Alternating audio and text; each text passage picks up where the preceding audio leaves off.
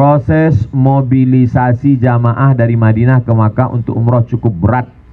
Kepayahan segi jarak juga waktu umumnya sampai Makkah sekitar ba'da isya.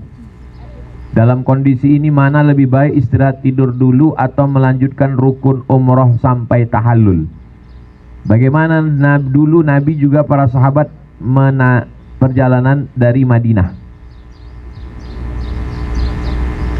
sampai di tanah suci Makkah Al-Mukarramah jam 10 malam. Apakah langsung tawaf sa'i tahallul atau istirahat dulu? Man istata'a ilaihi sabila, siapa yang mampu ekonomi, mampu kesehatan. Saya tak sanggup tawaf Pak Ustadz, saya mesti tidur dulu. Nanti jam 4 baru saya langsung tawaf sa'i. Nanti jam 5:30 sekaligus saya sholat subuh. Boleh. Karena tidak mesti ada syarat waktu terbit matahari waktunya habis. Tidak. Nah, jadi masalah umroh ini tidak ada kewajiban dipercepat secepat-cepatnya. Tak ada begitu. Tidak ada istilah takjil seperti bulan Ramadan, takjil iftar, menyegerakan berbuka. Tak ada. Jadi setelah dia pakai ihram, kapan dia mampu melaksanakan tawaf, habis itu sa'i, tahallul.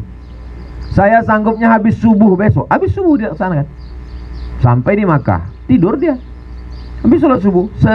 Kenapa selama ini orang cepat-cepat mau tawaf? Takut melanggar larangan itu yang dikhawatirkan.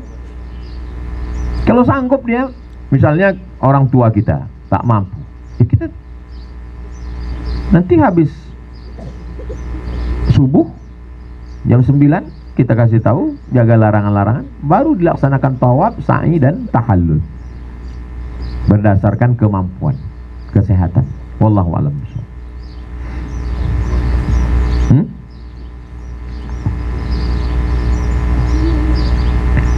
Saya punya kakak laki-laki sudah meninggal. Beliau punya anak perempuan, anak adopsi, anak angkat.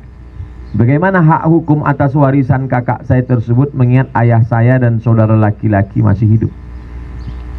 Saat ini semua warisan dikuasai anak angkat. Kami sudah berusaha menjelaskan ke anak angkat itu bahwa itu keliru. Tapi dia keras, katanya semua harta kakak saya itu sudah dihibahkan kepadanya. Tapi hanya lisan saja. Bagaimana menurut hukum agama dan bagaimana nasib kakak saya di alam sana atas perlakuan anak angkatnya, dan bagaimana penyelesaian masalah ini menurut Ustadz? Mengangkat anak dalam Islam bagus, baik. Dalilnya mana? Nabi punya anak angkat namanya Zaid bin Harithah. Dulu dipanggil orang namanya Zaid bin Muhammad. Turun ayat, makana Muhammadun aba ahadim min rijalikum. Muhammad bukan bapak kamu, maksudnya bukan bapak Zaid. Maka tidak boleh menyebut anak angkat dengan ayah angkat, tak boleh. Jadi kalau saya pingin anak perempuan, saya ambil anak angkat, nama anak itu Khadijah, nama anak Bu Nur Khadijah pula. Tak boleh pakai binti Abdul Somad, mesti nama ayah aslinya. Yang kedua, kalau saya ingin anak angkat perempuan, maka saya ambil keponakan ustazah. Kalau ingin anak angkat laki-laki, saya ambil keponakan ustazah Fatimah. Supaya apa? Supaya mahram dengan dia. Nanti kalau lajang anak itu mahram dengan ustazah. Kalau saya ingin anak angkat perempuan, saya ambil anak adik saya.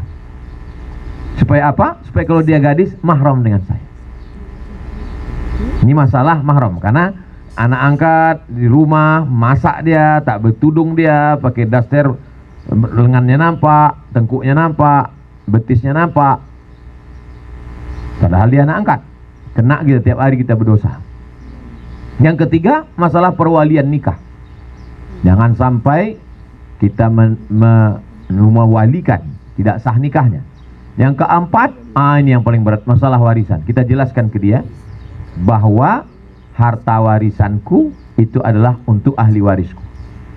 Bagaimana cara menyelamatkan anak angkat? Anak angkat dikasih dua. Pertama dengan cara hibah atau wasiat. Apa beda hibah dengan wasiat? Kalau hibah, kasih langsung ganti nama BPN, Badan Pertanahan Nasional. Tapi kalau wasiat kau kukasih, nunggu apa Pak? Nunggu malaikat maut datang. Makanya kalau ada orang mau ngasih ke saya wasiat, saya tak mau. Ya kalau dia duluan mati, kok aku duluan? Batal wasiat itu. Kalau hibah oke. Kukasih Ustadz wasiat. Tidaklah. Ya kalau kau duluan, kok aku duluan lewat.